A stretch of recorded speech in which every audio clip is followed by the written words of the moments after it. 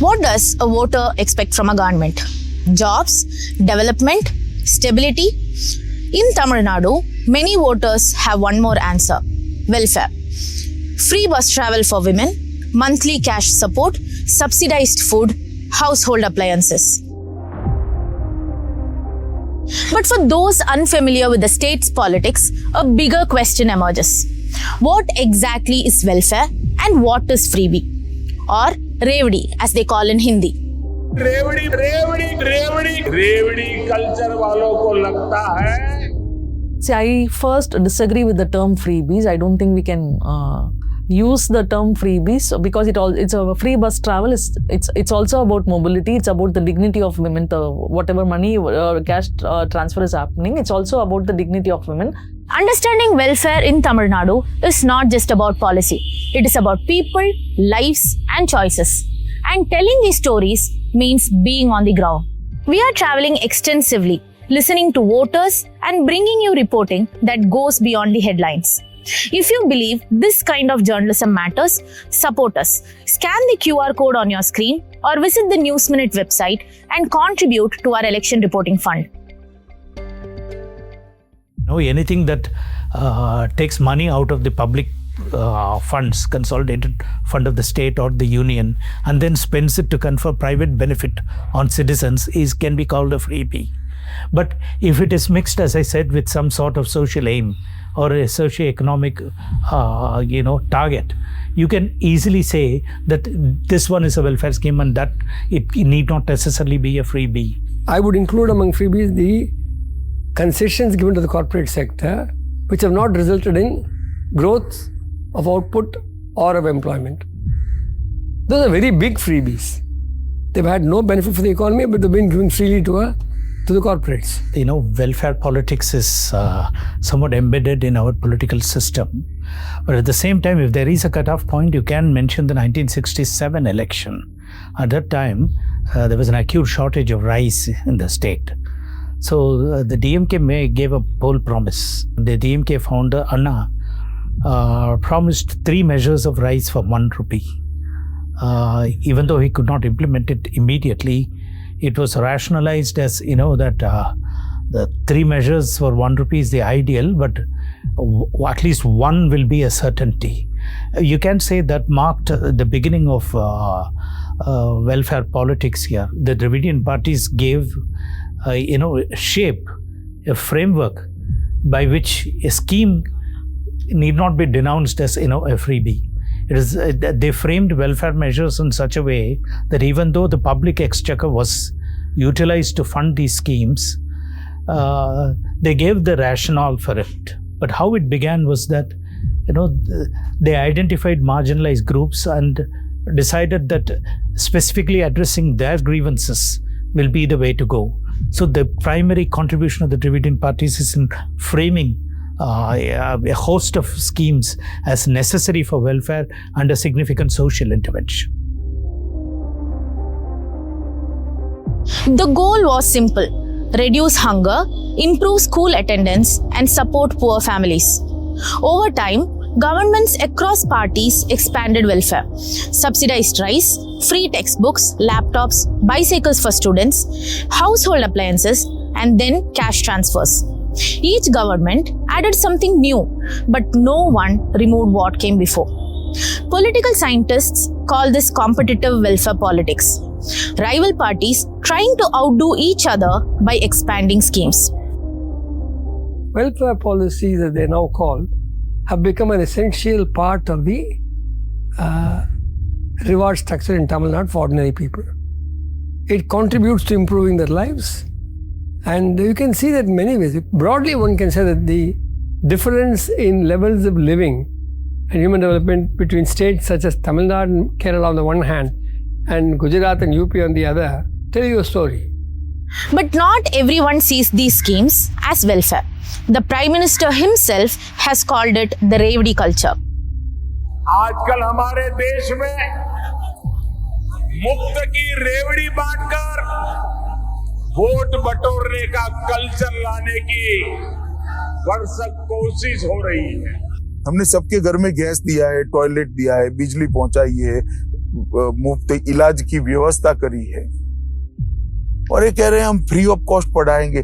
गुजरात में 1960 से प्राथमिक शिक्षा फ्री है। ये रेवड़ी कल्चर देश के विकास के लिए बहुत घातक है। इस रेवड़ी कल्चर से देश के लोगों को और खास करके मेरे युवाओं को बहुत सावधान रहने की जरूरत है। The BJP and the Prime Minister may reject welfareism, calling it freebies, but on the ground it works and it is important. And that's why the BJP has been announcing the same schemes in the states they govern. For example, cash transfers to women through the Ladli Behna scheme in Madhya Pradesh. Meanwhile, the Supreme Court has also flagged its concerns. Will these make the people complacent? Why will they look for jobs when the government gives everything for free? Why give these to the people who can already afford them when the state finances are already strained? This is completely absurd. This is a completely unverified claim. Mixed with all these is the factor that it fulfills a socio-economic need. Any scheme in favor of women, a scheme as can be, explained as empowerment, as making a significant contribution to the economy. And you can do it this way. Say free power can also be seen as investment in irrigation. A free bus fare or a free bus travel scheme can be seen as encouraging mobility so that people can travel a longer distance in search of work. And you can see that it may promote urbanization also. So in many ways, there is an underlying socio-economic factor which drives these schemes. So it's a mix of ideology, electoral calculations, and a felt socio-economic need. While there are several arguments regarding welfare schemes, for people on the ground, welfare matters. Monthly அது ஒரு பெனிஃபிட்டா 1000 rupees அம்மாவும் benefit ஆகிறாங்க, மதுரைங்காவும் இருக்காங்க. அவங்களுக்கு bus ஃப்ரீயா கிடைக்குது. நாங்க கூலி வேலை செய்யறவங்களுக்கு எங்களுக்கு பஸ் எல்லாம் ஃப்ரீயா கிடைச்சா எங்களுக்கு ஒரு நல்லா தான் இருக்கு. இல்லைன்னா அதுக்கு நான் 100 ரூபா செலவழிக்கணும். அந்த 100 ரூபா எங்களுக்கு மிச்சமா தான் இருக்கு. அதே மாதிரி அரிசி எங்களுக்கு சாப்பாட்டுக்கு அரிசி கொடுத்துருக்காரு.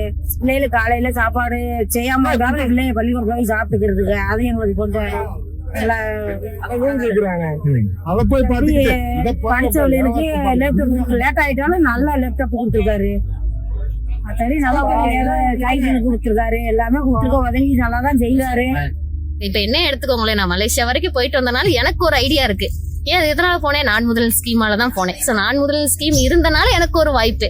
எஸ்பெஷலி நான் வந்து ஃபிளைட் எக்ஸ்பீரியன்ஸே பார்த்துக்கோங்களேன். ஃபிளைட் எக்ஸ்பீரியன்ஸே எனக்கு ஃபர்ஸ்ட் டைம். இது ட்ரீமையும் தாண்டி ஒரு விஷயம் லைஃப்ல நடந்திருக்கு அப்படின்னா அந்த திட்டம் வந்தனால தான். நான் வந்து தமிழக அரசு வழங்கிய இலவச மடிக்கணினி வந்து என்ன மாதிரி ஸ்டூடெண்ட்ஸுக்கு வந்து ரொம்ப ஹெல்ப்ஃபுல்லா இருக்கு. In a way, these schemes can be seen as investments in human development, which directly and indirectly contribute to productivity and to output and to the growth of the economy. That some of these schemes are actually accretive and investments in capital or risk management or social development in a way that in my accounting I call it revenue expense, but in reality it is developmental investment. For example, the noon meal scheme or the free breakfast scheme or the laptop scheme or the giving cycles to students scheme or the increased expanded health insurance scheme or the support for wedding scheme, which we changed. But anyway, these are all schemes that are intended to either increase the likelihood of healthier, more nourished, better educated workforce 5, 10, 20 years from now, or to prevent people from falling into debt because of unexpected health problems or big costs related to wedding. Tamil Nadu's education success is built on these kinds of things that we support in many ways. Here is a political puzzle in Tamil Nadu. Almost every major party promises welfare schemes. The ruling DMK promises to continue them. The opposition AIADMK has its own welfare legacy, especially under former Chief Minister J. Jayalalitha, whose Amma brand schemes included subsidized canteens and affordable medicines. Even the BJP, which criticizes freebie culture nationally, speaks about targeted welfare benefits in Tamil Nadu. No political party is saying that they will cut these schemes. Even newcomer TVK Chief Vijay is promising welfare schemes. So, if everyone promises welfare, what makes the real electoral difference? I think it's about delivery. What makes the electoral difference is which party has this track record of delivering on these promises. In Tamil Nadu, welfare is no longer a surprise. It is expected, which means the political question may be shifting. It is not, can you give us something anymore, but can you deliver them better than the other side? Can you sustain these schemes financially? And can you combine welfare with economic growth? Schemes that exist today are not the outcome of generosity of governments. All these welfare schemes or rights that people have been obtained through struggle. Things that you are calling welfare schemes or people opposed to them are calling freebies and so on. These are measures to deliver basic human rights to the population. மக்கள் விலைவாசி எல்லாம் கம்மியாக இருந்தாலே அதை கணப்பிட்டு யார் குறைக்கிறாங்களோ அவங்களுக்கு தான் போடுவோம்.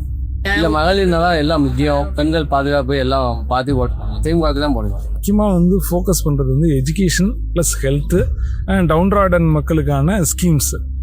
எப்படி ஒரு எக்கனாமிக்கல் க்ரோத் நீங்கள் வழி வழியாக 60 வருஷ கட்சிகளுக்குள்ள கொள்கையை பார்த்து தான் ஓட்டு போடணும்.